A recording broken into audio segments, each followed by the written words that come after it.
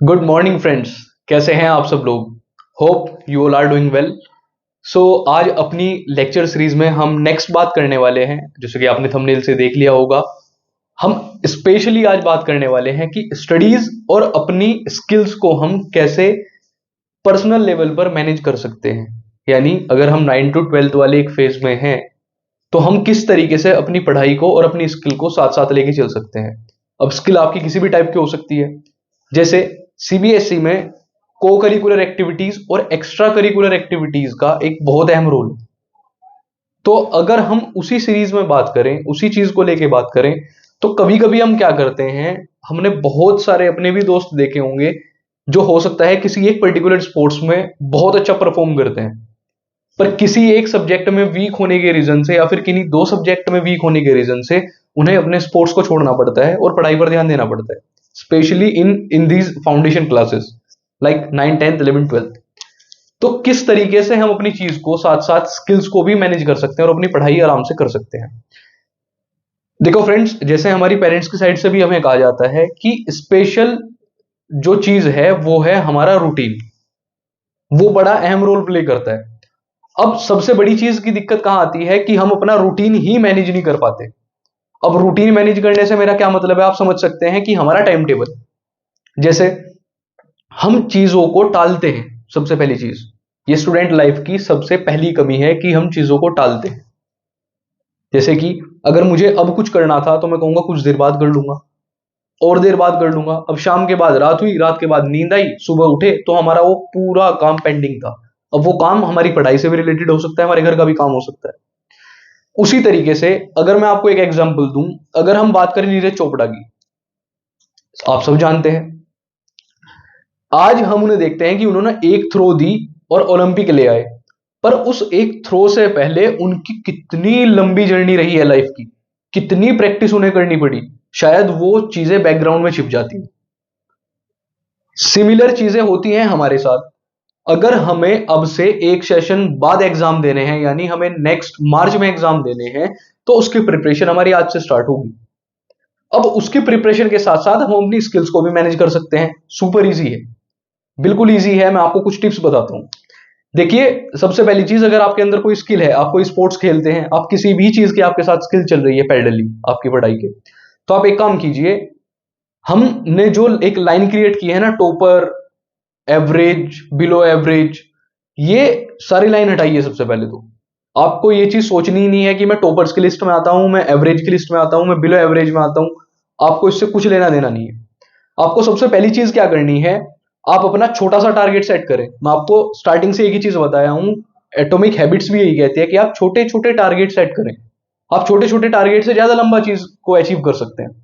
आपने एक छोटा सा टारगेट बनाया, जैसे अगर मैं भी 1 अप्रैल से बात करूं, आपने छोटा सा टारगेट बनाया कि मैं दिन में अपने स्पोर्ट्स से रिलेटेड 1 घंटा या 2 घंटे प्रैक्टिस करूंगा और 4 घंटे में अलग से अपनी पढ़ाई के निकालूंगा। अब उन 4 घंटों को आप आराम आराम से किस तरीके से मैनेज कर सकते हैं। आप एक 12th के बच्चे का एग्जाम्पल लीजिए। 12th का एक बच्चा है, उसके पास 3 मेन सब्जेक्ट हैं। अगर हम मेन की बात करें, पीसीएम, फिजिक्स, केमिस्ट्री, मैथमेटिक्स।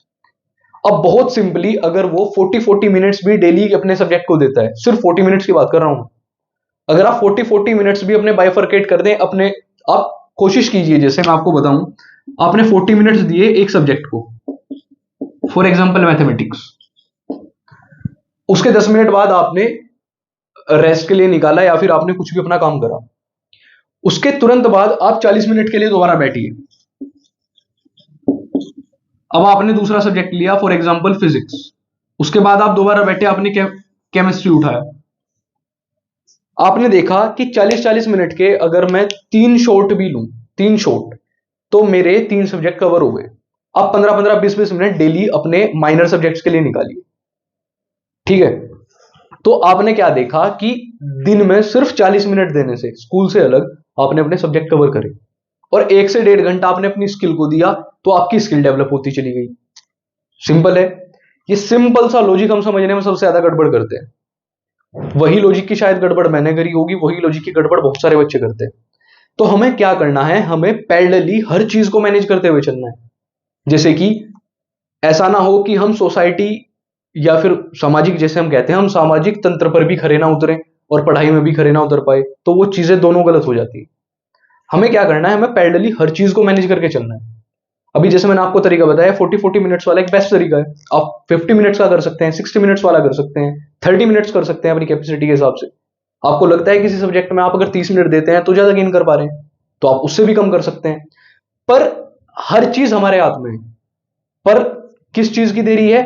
एक कंसिस्टेंट अपनी चीज को करने की देरी है। कंसिस्टेंसी जब हमारी मेंटेन होती चली जाती है, तभी हम उस चीज को कहते हैं that we are in discipline. आदमी डिसिप्लिन में कब होता है? जब किसी भी चीज को वो रेगुलर बेसिस पे एक कंसिस्टेंसी के साथ कर रहा है। यानी दूसरी चीज मैं आपको इसमें एक और चीज ऐड ऑन कर देता हूं। सबसे बड़ा मिथ है हमारा कि मैं अब नहीं पढ़ूंगा, सुबह उठ के पढ़ूंगा, या फिर सुबह नहीं पढ़ूंगा तो रात को लेट तक पढ़ूंगा। सबसे पहली चीज देखिए, आपकी बॉडी किस तरीके से आपके साथ कंफर्टेबल है। अगर आप रात को पढ़ के सही फील कर रहे हैं, आपको लगता है कि मैं रात को 3-4 घंटे रेगुलर पढ़ सकता हूं, तो आप सिर्फ 3-4 घंटे रात को पढ़िए। आप चाहे 1 बजे सो रहे हैं, 1:30 बजे सो रहे हैं। आपको लगता है कि मैं रात को 12 बजे उठ के पढ़ सकता हूं। जैसे हमारा एक फ्रेंड है, वो आज भी यही चीज फॉलो करता है कि वो रात को सो जाएगा 6 बजे, शाम के टाइम 6 बजे, और वो 12 बजे उठ के फिर सुबह के 6 बजे तक पढ़ता है।